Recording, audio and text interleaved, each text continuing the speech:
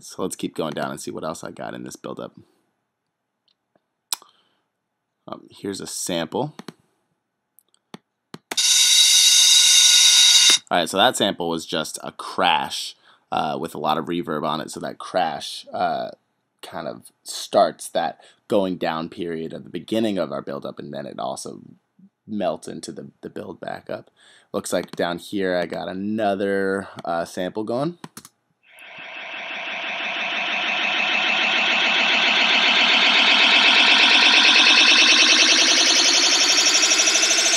Yep, that's just a Vengeance Effects sample. You can get different sweeps and samples anywhere, but I tend to use a lot of the Vengeance ones. And then last but not least, I got this snare groove going on, which I think really adds a lot to the mix.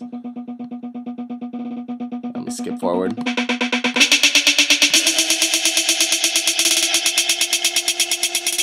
And as you can see, I filtered that in as well. I pitch bended it up as well, and I automated the reverb's wetness as well. So as you can see, basically what this was about 6 or 7 layers of different sounds that I just filtered each in.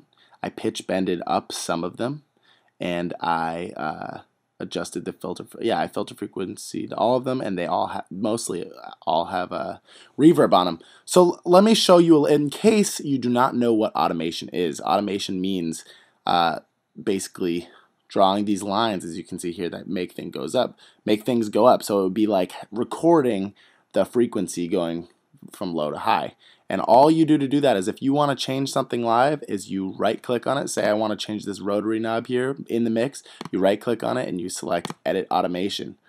And now if we go down there, it shows this rotary one over here on this Thor. Right here I have this spot, and I can take my pencil tool, I can draw it, go back to my pointer tool, double click, and now I can actually draw what I want to automate. I'll draw from 0 all the way up to 127, which would be a diagonal. Now I do not actually want this in mix. That was just an example. Okay, so there you have it. That's all that's in this buildup. Now I'm going to talk a little bit about the architecture of your buildup.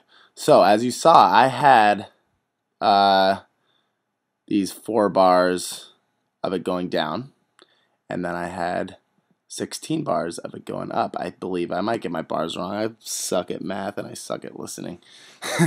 But anyways, it goes down a little bit and then it comes back up. Now, as far as your frequency and your pitch bends go, I think you should have it steadily going up in like a straight diagonal until the last like 4 bars or so, and then you make a steep build. Now let me show you what I mean by that.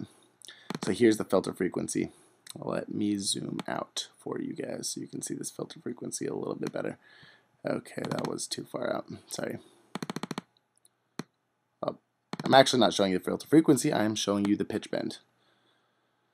So, as you can see, I started the pitch bend at 0, and it ended up at 4,372, which is about halfway up. And for those last 4 bars, I took it all the way from 4,000 up to 8,000, which means that the pitch is going most of the way up until the last 4 bars, just from 0 to halfway up the octave or whatever you have your pitch bend set to, and then it jumps at the last second up a full half octave. So I really recommend filtering up everything, and then at the very end doing a really sharp curve to really filter everything up, and then go drop it down into something like the vocals, which I dropped it down into the turn up the bass part. Let's see, what else should I say about that? Yeah, so you have your bars going up, building up, then take everything out, or maybe leave one thing and drop it into just vocals. This leaves it so the crowd is getting really excited. Then there's some vocals that they might know, so they can sing it right before the drop comes in, and they all get blown away by how crazy your bass is. So in this particular build-up, what I had one of those samples that I was showing you down here, one of the synth samples, this one right here. This is the only synth sample that stays in for these last 4 bars during the vocals. So what you have is you have this build that starts here.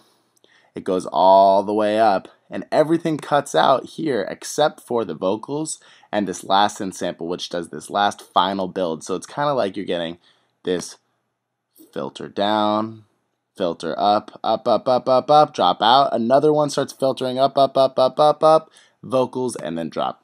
Now, I don't know how confusing this is going to sound because I know most of my tutorials are a lot more straightforward on like, this is how you make this synth, and I actually am showing you what knobs to turn and what not. And in this one, this takes a little bit more of thinking and creativity. But let me try and lay down in a few words the easiest things to do when you're making a build-up. Let's say, at minimum, have 3 layers. That means 3 different synths or samples that are building up. Always make sure one of those is a sweep, some sort of white noise or sampled buildup of some sort. Use your filters, use your reverbs, and use your delays to create builds that are going up. Pitch things up. Not everything needs to be pitched up.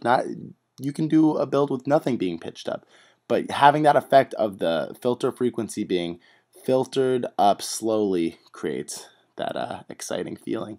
And then dropping something to just vocals is a really good way that a lot of producers use right before drop. Now this is a really generic build-up. I know that it's not the most creative build-up, but I think that this build-up goes a step further than the last tutorial I had on build-ups was just how to create a white noise sweep. This one goes a little bit more in depth, and I hope that this tutorial is not too confusing. Feel free to watch it over again until you get a hang of it. Yeah, and I hope this helps, and send me your music, guys. A lot of people have been sending me their music for me to check out, and it's cool to see songs that people have used some of the tutorials that I made, and they use synths that I've taught and put it in their songs. I like hearing that. So if you make a cool build-up, send it to me or post it as a video response to this video. I hope that this video was able to fit in one. Maybe I might have to split it up into 2 videos. But if you have any more questions, feel free to write it as a comment or direct it to me on Facebook, and I will try and answer it best I can. I'm sorry that this was sort of a confusing tutorial, but creating a good build-up is not an easy feat. All right, have a good night, everybody.